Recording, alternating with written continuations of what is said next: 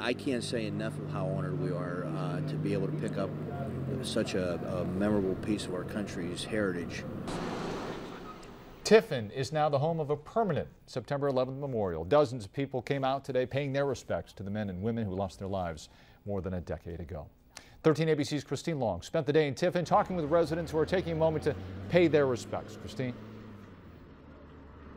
Tiffin firefighters picked this beam up in New York about a year ago. Take a closer look. This is an artifact from the World Trade Center wreckage. Today, the memorial featuring the beam is complete, and it's drawing dozens of visitors of all ages in commemoration of the attacks.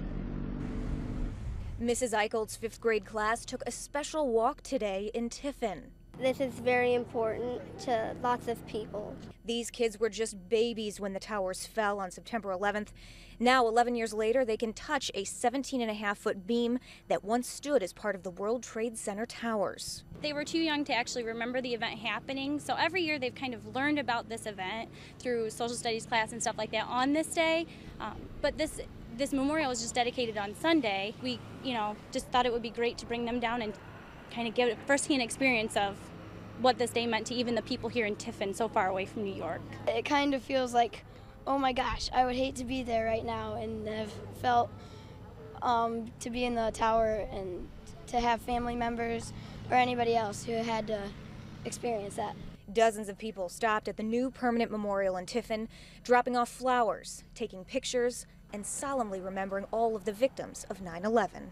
It's very sad to think of all those lives lost. A group from Heidelberg University said prayers for peace. When 9/11 happened, I was really young, so it never was like materialized for me. So to see the actual piece of the World Trade Center kind of like stamped it and made it more real for me. Very impressive. Very impressive.